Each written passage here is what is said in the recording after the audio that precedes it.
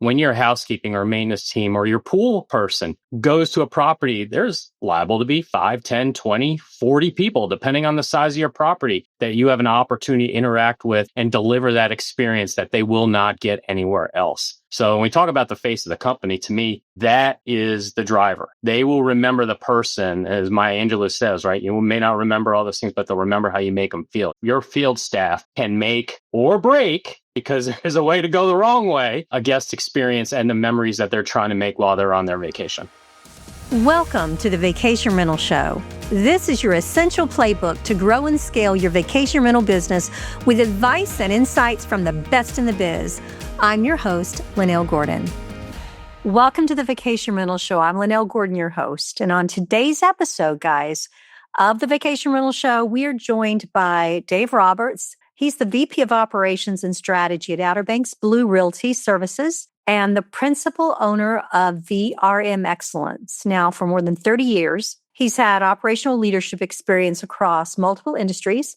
He has over a decade in vacation rentals, but he brings a unique perspective to what truly empowers exceptional hospitality behind the scenes. And we're going to talk today about people, processes, and operational systems that keep your property management company running smoothly, even in an era that is increasingly shaped by all kinds of technology and AI. And I just want to say that he has 6 Sigma certification, guys. And if you know anything about that, you know how hard that is, and you know what that brings to operations. So, Dave, welcome to the show. I'm so excited to have you here. Oh, thank you so much. Really excited after that introduction. I'm like, that's a pretty high bar to set, but looking forward to the conversation.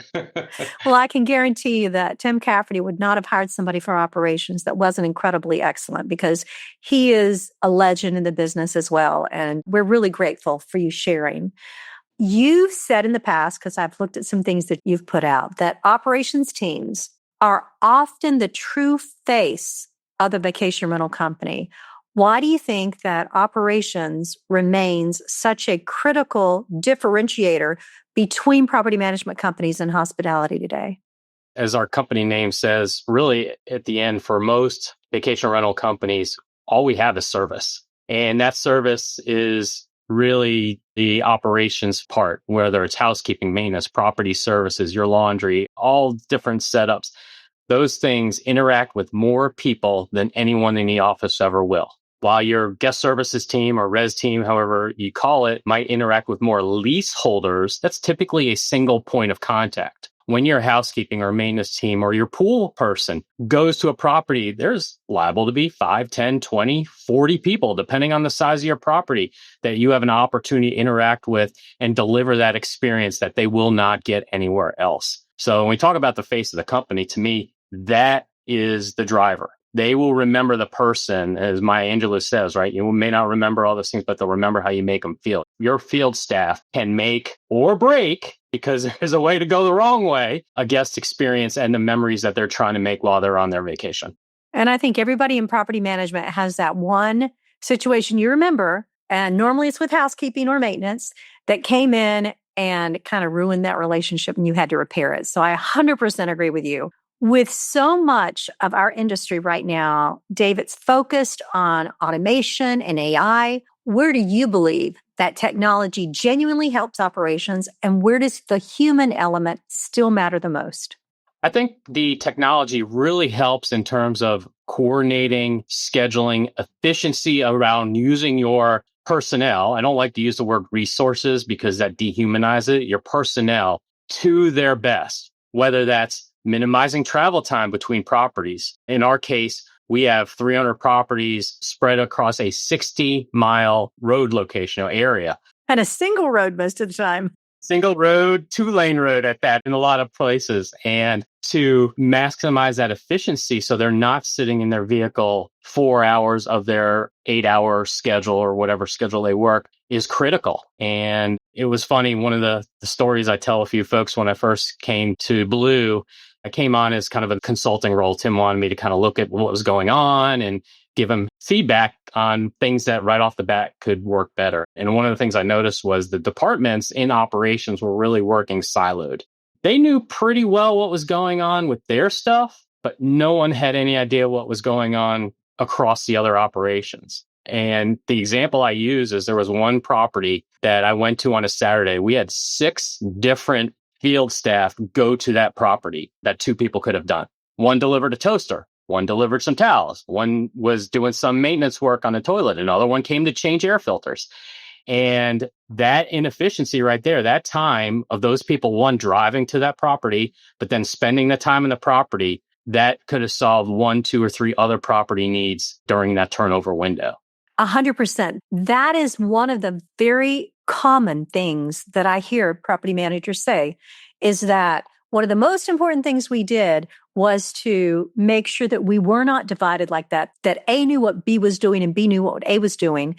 And when I heard that, I think it was in this last year, I went to my sister who runs a property management company. I said, Rochelle, have you heard that this is, she's like, I know we've been doing that for years. You're right. And the thing about it is, for me, I don't run a property management company. I run a tech company. And I did work in property management, but I never thought about how important that is for efficiency's sake, not just for customer satisfaction, because no guest wants 6 people in and out of their house the day that they check in or the day after they check in. But the guest satisfaction part of that goes up with the same part of operational efficiency. I mean, you've got a twofer right there. Absolutely. Just like you said, the guests don't want to be bothered. We don't want to bother the guests. Unfortunately, things happen. And how you recover is critical to that. And by minimizing the interruptions, because some guests really want to be there. They just don't trust, or they're in a foreign place with foreign company. They don't know Outer Banks Blue when they rented from us. So they may want to be there. So now we're impacting their vacation negatively because they have to wait for us to fix whatever's going on or change or adjust anything that's going on. So I perfectly think that technology has really helped us there. But it can't work alone. So one of the things we've done with that, Friday, Saturday, Sunday, Monday, which is kind of our heavy turnover days, and then income out, guest needs days, we do a stand-up every morning. So we have a representative from every department. We meet in we call it the bunker. It's a large room that's set up with a large TV, and we show, here are the high priority issues that we have for the day. And who's got this one? Who's got this one? And invariably, just because we're all running 10,000 miles an hour right now, Joe's going to this property to do the carpet. Oh, hey, I need to deliver a toaster. Can Joe do that for me? And that has helped also make sure, at least on those critical turnover days where we have a 6-hour window to get as much done as we can before a guest gets in, we're trying to improve that efficiency and then not waste people's time, right? That's frustrating. Nothing is more frustrating than if I'm out helping in the field. I'm going to deliver something and I get to the property and someone's already there that could have done that if we had just communicated earlier in the morning, because now that's lost time that I can't get back that I could have gone and helped someone else. I'm going to make a prediction. I'm going to predict in the next 2 years, you're going to have a piece of software that's going to go out and pull it from your software. And then you're going to have that stand up. And Joe's going to know that there's a toaster as well as what he has to do. He's going to say, hey, who's got this? And I love the fact that you have that stand up. That stand up cannot be replaced by AI, because there are things that are going to happen that aren't in the data system at the time. So I think that stand-up meeting is so important. We had a stand-up meeting every morning in my company as well. I cannot think of a very successful company that doesn't have some sort of stand-up in the morning that connects your groups. So good for you.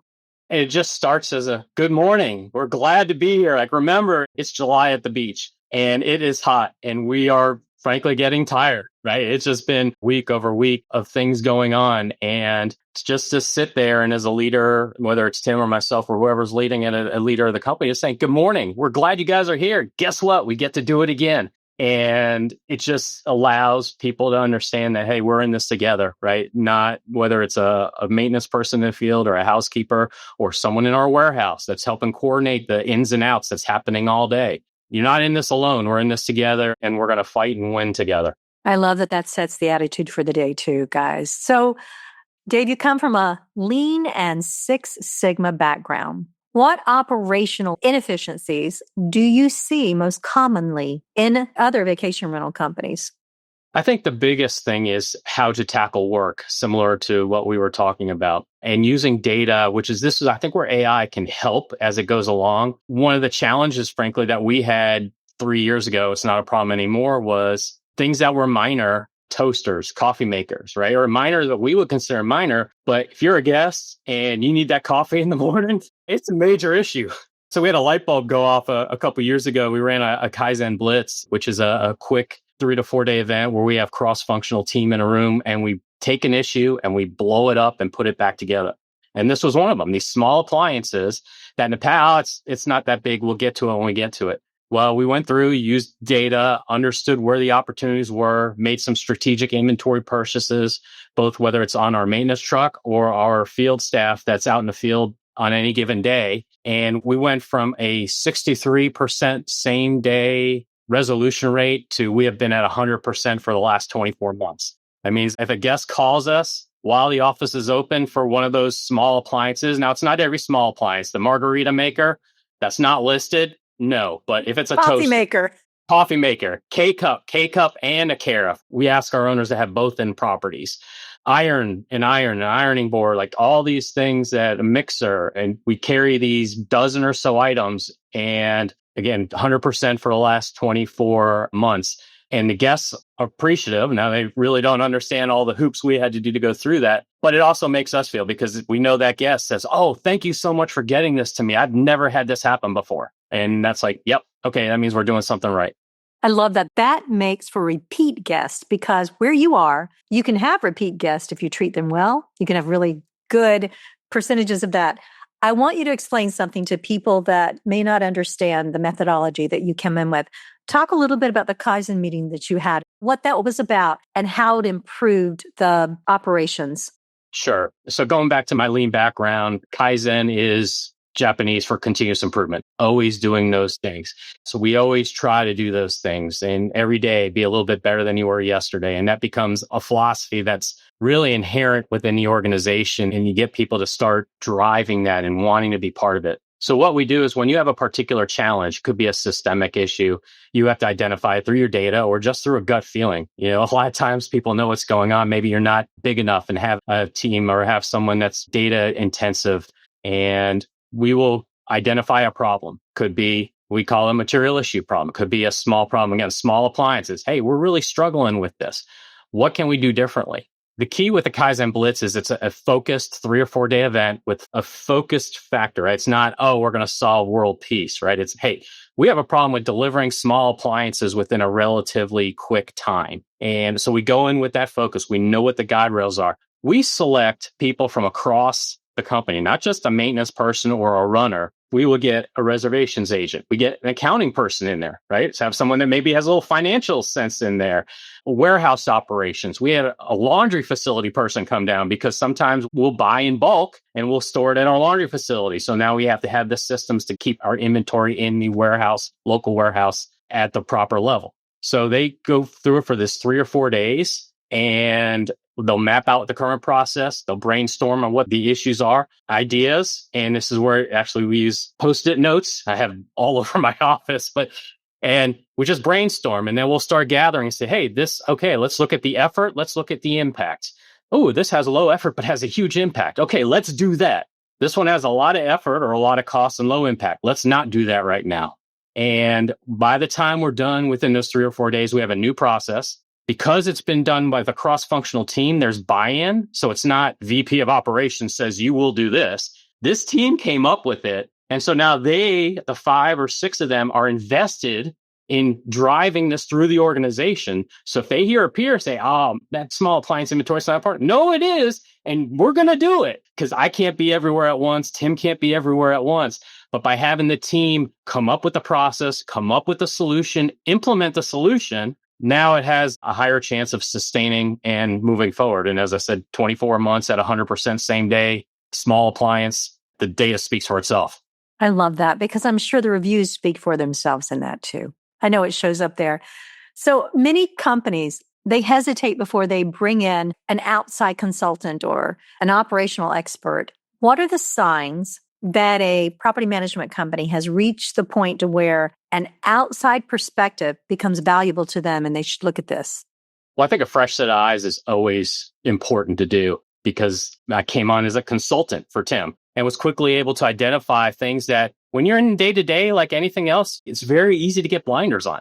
You don't intend to, I'm always going to have a pulse on it, what's going on, but it's hard. It's hard not to. You get used to those things that may not be quite where you want them, but it's okay right now. So you want to have someone that is able to give you that fresh perspective, but at the same point can also step back and understand the impact. All too often, a department might want to make a change, and they'll make a change that they think will positively impact them. But if you don't have someone that's able to step back and say, well, wait a second, all right, maintenance wants to do this, but what's that going to do for housekeeping? Because now they can't get into the property when they need to. Or accounting, how are we going to account for this extra inventory and tracking it? Because that becomes, we need a capital investment because now we need more racking or shelving or whatever material handling. There's all those things that are important. So you really want to make sure that someone has a fundamental understanding of the complete system. Because at the end, I don't know what Joe in the Colorado Rockies, how they're set up and structured, but I can ask those questions that will show whether they know what's going on. And I don't need to talk to the housekeeping manager. I want to talk to the housekeeper. Or if there's a coordinator, those are the ones that are making the donuts. That's the phrase we use around here in July. It's like, time to make the donuts. I'm dating myself. Sorry. I totally get it. Go look it up on YouTube. Dunkin' Donuts making the donuts guy. We all get into that mode sometimes. But that's the person I want to talk to because they're the ones making the donuts and really understand not only things that work well, but also understand the warts that, man, if I could only do this, I could get so much better. And that's where you make true improvements. What if 3 days could define the next horizon for your business? Streamline Summit 2026 is coming to the Rosen Creek Hotel in Orlando, Florida. September 15th through the 17th. Visit streamlinesummit.com to secure your spot today. Here's what's in store. Day 1 kicks off with roundtables, one-on-one meetings, and a welcome cocktail event. Days 2 and 3 bring keynote speakers, expert-led sessions and panels, plus an exhibitor showcase built around the tools that are transforming our industry. Each evening brings something to look forward to as well, capping off with a farewell event on the final night. Because 3 days of momentum deserve a proper send-off. This is where vacation rental professionals come together to connect, to grow, and to move forward. Don't miss your seat at the table. Visit streamlinesummit.com and register today. We'll see you there. For operators that are trying to scale and sustain that scalability, what processes or systems do you believe that they should prioritize before the rapid growth starts creating like bigger problems as they try to take on more properties? Well, in this industry, there's so much going on. It is so easy to try to juggle 30 balls at one time. And it's such a small percentage that can do that successfully. In fact, I broke out to the team here whenever someone says, I'm a great multitasker. I have a little game or training that shows maybe not so much. And the group here knows whenever I pull out, it's a deck of cards. So whenever I pull out a deck of cards, they're like, oh no. So I think that's part of it. You have to be focused. And so what do we do here? We have rolled out what's called a balanced scorecard since I've been here. And while every department has probably lots of metrics that they're tracking, we ask each department to have 3 that they share and are willing to share across the company. And it's open. We have this on our we use SharePoint, and anyone can look at it at any time. It's updated 2 to 3 times a month. So repeat that again. What are they putting in there? It's a balanced scorecard. Each department has 3 metrics. One that's based on the guest experience, one that's based on the owner experience, one that's based on the employee experience, so that we can understand. It didn't start that way, but we've gotten to that over the years because that's the 3-legged stool. Our employers, our guests, and ourselves. So housekeeping, right? They have their metrics. They want to get properties done by 3. And that's a metric for our guests. Okay, great. Because if we target 3, we're not at 100%. But check-in time is typically 4 o'clock for us. We have an hour for that flat tire, the trashed house, whatever it may gone. Versus when I started, we were scheduling fully loading right up to 4 o'clock. So we weren't planning for any challenges. From an owner perspective, we have a feedback loop that we have implemented where one of our persons on the housekeeping team will reach out to the owner, say, hey, just wanted to check. How was the property when you came in to visit? And anything you would like to see different? What can we do better related to our standards? And we're in the 95%. So yes, we always have opportunities. Anyone that says they're perfect is not truly looking at the opportunities for improvement. It's the nicer way I'll put it. But that's an important metric because we're reflecting it. And if our owners believe us, and we can see it on Facebook posts, there's a bunch of Outer Banks Facebook groups, and we see our owners all the time. I love Blue, this, that, and the other. Name me one other company that calls me every time I come in to see how my arrival was. That's great. We picked up quite a few properties from owners' referrals or owners making comments on that. Last one we talk about is employee experience from a housekeeping standpoint. I'm talking about housekeeping, but we have this across all of our departments. Our employee experience from a housekeeping department is making sure our packouts are ready for pickup on Saturday. Our primary day is Saturday, about 70% Saturday, 30% Sunday, and a few intermixed. Well, why is that important? That's just housekeeping. No, because we have 3 26-foot box of packouts coming from our laundry facility that will clog up the warehouse, keep the property service people from getting their stuff. We'll block trucks. It has an impact across the different departments. So we want to make sure everything is ready on time. We have a schedule say, hey, by 2:00 on Thursday, all of our Saturdays are ready. So our housekeepers know they can get it. Our other employees know their stuff is ready. Our QC team can get their stuff ready. We don't call them inspectors. We call them quality control agents. Story for another time. That's really what they are. It's a very apt description, so I don't have any questions about that. That's what we should call them anyway. Yeah, for sure. Absolutely. I have had more conversations with those. Your inspectors and other quality control agents, they're not walking around with a magnifying glass. They're not walking around with a white glove checking the baseboard. They want to make sure the property is guest ready. So we have 3 metrics for every department. We go over them every month. It's open. Anyone can see. So there's no reason anyone in the company doesn't know how, at least from those 3 metrics, how another department's running. And it's not all green. We challenge ourselves, and it's okay. Maybe we're missing our mark, but maybe it's a new metric that we haven't done before. So we're still establishing the baseline, but we set an arbitrary goal to see how we were doing. One of those is in our quality control, because our field staff are seasonal part-time individuals. We use a web texting program. I can text, but it goes to their personal phone. It's not like a Teams chat or Google Hangouts, or it used to be Google Hangouts. It's different now. And we were struggling, and it was frustrating to our employees in the field because hey, I told you I needed this, and no one got back to me. So we started measuring that. When we looked at it, we're like, ooh, we have an 11-minute response time from when a text is sent in. And yeah, that would be frustrating. If you're out in the field, you're trying to get your work done and you're sitting here waiting because, hey, I need to let you know something. We've been able to knock that down to 2 minutes. Wow. Yeah. Wow. But that's just because we were measuring it. We weren't measuring it. We took some feedback from our field staff and we're like, yep, this is important. This is important for each other and important that we're communicating appropriately. And we're humming in July at a 2-minute response time. That's beautiful. And we hear from the folks, God, this is awesome. You guys are responsive. I need something. I know that you got it. I know what's going to happen, whether I need to come back, stay, whatever may be the particular concern. And just because we're measuring it and decided that, yeah, that's important because that's important for our field staff. So you're an expert in leadership. What leadership qualities, do you think are most important for managing high-performing operational teams in hospitality? And I ask this because I'm sure there are a lot of property managers out there saying, I need somebody to lead this team. And maybe they're thinking what they need. What would you suggest that they look for high-performing teams in operations? Well, I think the first thing is you got to be willing to put someone smarter than you in the positions that are doing this thing, right?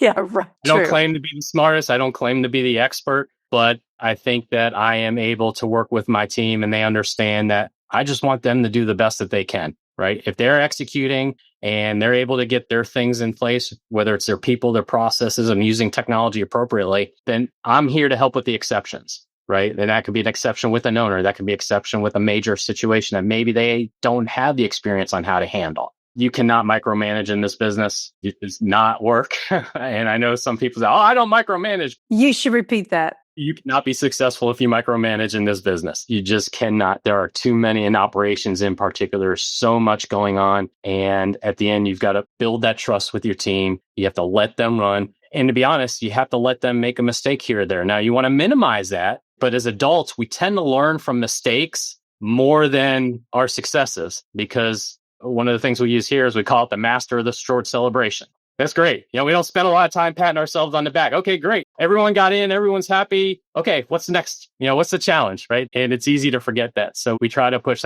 let's celebrate the wins quickly, understand what those things are not working. And then, oh, by the way, Joe Housekeeper, how can we handle this better?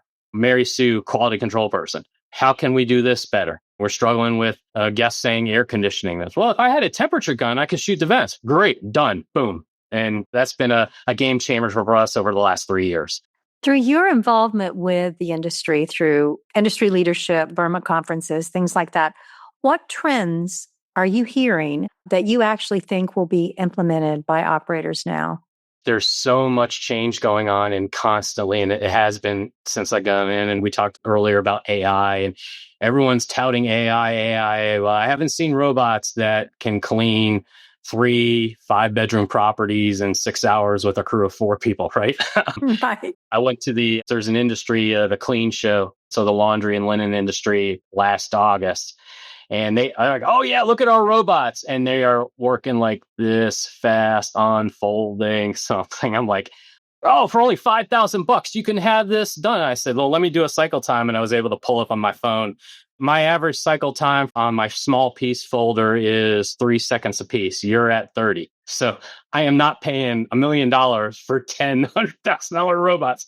Maybe in 5 years, maybe in 10 years, but right now, not going to happen. And I haven't seen any robots. I hear about them, but I haven't seen them cleaning properties and fixing that leaky faucet, especially in our area, because they're all mostly single family properties or condos. Every single one is different. No tell, maybe because it's either 2 double beds or a king bed, and it's going to be more or less the same within that building. But in our industry, I think that's a long ways off. No, I agree with you. The parts where I see AI helpful right now are things like helping with marketing, helping with statistical analysis, bringing in the financial information and being able to run reporting on that, being able to analyze all the email that comes into a company and make sure that pieces aren't dropped. Things like that it can do right now, especially looking at reviews and analyzing those at the end of the year to see where your wins were and where some challenges are. Those kind of things, I see that, but I'm 100% with you. I can't imagine. I mean, I know there is a lot of automation in Japan and other places where the laundry type of things that they can do there. But I also look at the challenge of being in the ocean. And look, these are electronic components. I'm just saying, our cars do run, but like these 3 inches of rain that you're having, I guarantee you there'll be cars that are not running after today. So when that part comes in operationally, I think it'll be really impressive. So what do you see that is evolving over the next 5 years? Anything in particular that stands out to you? Yeah, I think the data analysis and being smarter and really building that relationship with the owners. One of the things that we are early in our journey on is this asset management part. So we have owner acquisition down. The administration we do fairly well. There's always opportunities, but the asset management, most of our property owners are non-resident property owners. They don't live right down the road. We have a few that do, and they're pretty involved in their properties, but most aren't. They're 5, 10. We have a few that live over in Indonesia. And it's like, oh boy. So how do we become that steward for them without taking on the property management responsibility? Because in North Carolina, that brings a whole other avenue of legislation and regulations. But hey, that stove is about 7 years old. You may want to start budgeting, right? So using the data and using automation to understand that, whether it's through reviews, right, where the guest mentions, I didn't sleep great. Maybe they still gave us a 5 stars because the rest of their vacation was great.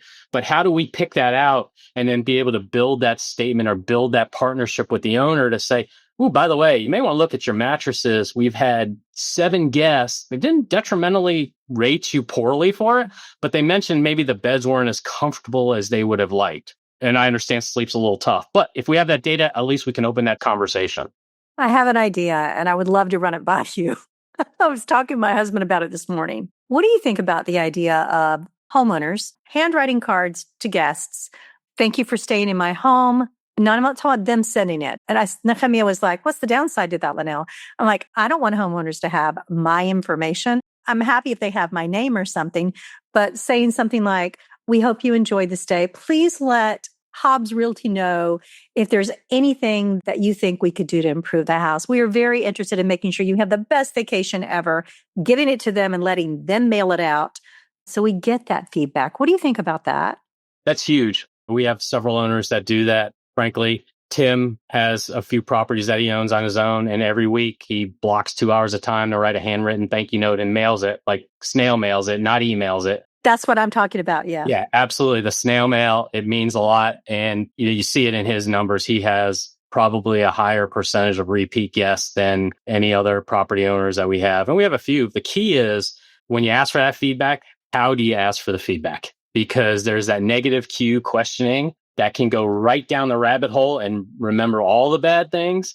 Or you can phrase it in such a point like, what kind of upgrades would you like to see, or things like that, where it's still positive and the guest remembers those positive things. Because even if something goes wrong, even if the stove breaks and it's down for a day or two, at the end of the day, if the rest of their stay is great and they're with their family and friends and had a great time, that stove is going to go in the background. Why would you want to open that wound again? Now, they may say, hey, you need to upgrade your stove. But invariably, if you say, if you phrase it the right way, it becomes positive feedback, which also tells the guest, hey, this owner and or company cares, and I want to give them my business.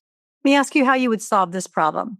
Air conditioning, very important at the beach, very important. The owners are responsible for having someone come out and look at their property every, twice a year, especially 3 months before summer. And the HVAC company sends emails, and in the email, it just says invoice. And so the owners don't even know to open that to see that inside they said, if you don't change your coils, and that's going to cost you about $2,400, you're going to have a problem this summer for your vacation rental people coming in. How do you solve that problem? Because that happened. This is a real life example that happened like last week. They had sent it to me personally. It said invoice. I popped open that invoice. It was 0. I went on to my next email. I didn't have AI up and running. Now, AI will fix that. I'm actually fixing a process this afternoon that would completely catch that. And the air conditioning went out in the middle of the summer in my July months for my amazing renters at my home. And I didn't do it. Our property management company put air conditioning units in all the windows downstairs. It was just in half of the house. And I was like, how upset are they? Like, no, they're not upset at all. I'm like, I think I would be upset. Window units are working really well. We've taken care of them. So what can I do to solve that problem, Dave? Well, I think you bring up a great point, and I think it goes back to understanding what your service provider is doing. So we did a program this year where we encouraged our owners to get that biannual service, at least at a minimum, get it done in the spring. But what we've learned is not every HVAC company, when you say go do an inspection or a check, like they don't all check the same thing. And then the system goes down like, what did you check? Oh, we just made sure it was running and da-da. So we have learned that, hey, Mr. and Mrs. Property Owner, when you get your system checked, here's the list of 7 things to make sure your provider is doing. If they're not, you probably need to tell them to do it or find another provider. Can you send that to me? I will be happy to share that with you. I'm very serious. And I will share that, guys, with everybody out there. I promise, because a lot of us come from warm climates in property management because people like to go to the beach or to a warm climate or even a cold climate. I'm sure those are probably the 7 things you have to check. The same thing for your heat and air, period. So if you do that, I will share those things. That'd be great. No problem. And we, and part of our agreement with our owners is that they send us the bill and the invoice, so to speak, and they had those 7 things checked. If something goes wrong, because human things still happen, right? You can't control it. We actually would put window units in and we would not put any install fee on them. So normally there's an install fee and then a daily usage fee. We would put them in, take them out at no charge. And so that's our commitment to our owners. Say, hey, we feel it's this important that you do this. Here's how we're willing to put our money where our mouth is on why it's important. I did cry and I told my maintenance team, I was so sad. I said, I'm so sorry I made you look bad. I'm so sorry. And I think a lot of owners don't think about it that way, but I know that people blamed Hobbs. They didn't care. They didn't blame me as an owner, which they should have because it was my fault. Because I was on the phone with the HVAC people saying, no, nobody told me this. And I'm looking through all these. They're like, no, we told you. Oh, wow, you did. There was a little line on my invoice that said, coils are going to fail. You should probably look at replacing them. Okay. My 2 cents, that tells me you might need to find another service provider Because are they just churning through, like we all deal with it, right? Just churning through stuff, sending invoice, and they're missing one, that's an income opportunity for them because they're not doing it at cost. Right? Absolutely. No, it was like a $2,500 thing. But if they're missing something like that, then what else are they missing, right? If they can't get something major like that and communicate, and even it's as simple as in the email, and I've never seen, I'm not saying the systems don't exist, but I've never seen a system that when you're going to send an invoice out, there's not a spot to put comments on that slaps it in that email body of the invoice. Hey, by the way, note the concern, or just as simple as that to get your attention instead of, like you say, you're churning through the 150 emails that we all get every day. So I will tell you this. One of the things that I have done is I've called the HVAC people and I said, look, I appreciate you doing this. You guys found it. From now on, I need you to send a copy to the property management company as well. I want them to have a copy of what goes out. That way, I'm not the only set of eyes on it. And hey, then I called the property management company. I'm like, you have like a $10,000 limit. You can have anything fixed that comes out because the rental week is $13,000. So anything under that, I'm making money. That's right. Absolutely. So I'm going to work on that process. That's a perfect example of continuous improvement, right? Where you're taking something, you have now informed the property management company, Hobbs. Now, if they are paying attention, and I know them, and I'm sure they are now applying this across, peanut butter across the rest of their clients to making sure that, if I can do this for Lynell, I can do this for everyone else. And now that's going to make their life easier in the long run as well. Because now, Lynell, I remember seeing that thing about the 2400, the coils needing replaced. You haven't done it yet, have you? I've also talked to the heat and air company, letting them know exactly what you said. You missed a huge opportunity for this. Someone else could have come and fixed this, but this is yours. You found it. You should get the money for it. Someone did something right. You just didn't follow it all the way through. And $2,400 is $2,400. And to your point, right? While the HVAC company doesn't think about the guests, right? And we don't ask them to, that's an opportunity for them to miss out on really creating, I'm not saying you're not, but creating an owner for life, right? And that's kind of what you want to do. You want to do those things where you create your owners and your guests for life, that even when there are hiccups, because you will always have them, they're much more like, oh yeah, well, I know I told Outer Banks Blue, they're going to deal with it. I can go enjoy my vacation. I will tell you that group that happened to, they did rebook for next year. Awesome. I was like so shocked. I was like, obviously my property management company did amazing. Yes. Is there any other advice that you would give to property managers or anything else you'd like to share? Because I will take the 7 things that they should check. That I will take as a checklist. I will actually put it up on my LinkedIn page so that people can have that as well. Is there anything else you want to share?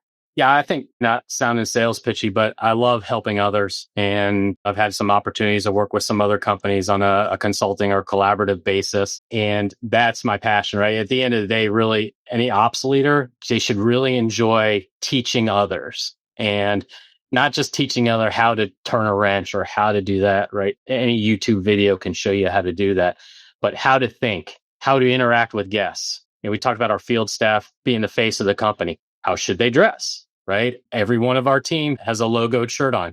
How do our vehicles look? Those are rolling billboards. So every day across 60 miles, you never know what multi-million-dollar potential owner is like, I'm not really happy with company XYZ, but I see that Outer Banks Blue van and it always looks nice. And that's a true story. We've got 2 new owners for next year. Like, I see your vehicle in the neighborhood all the time. I never see my companies. I know you're out and about. I want to be part of your club, so to speak. And then, again, how to interact with the guests, because they're just trying to have vacation and they want to have a good time. And if you're there like, hey, I'm here to do my best, I'm trying to solve your issue.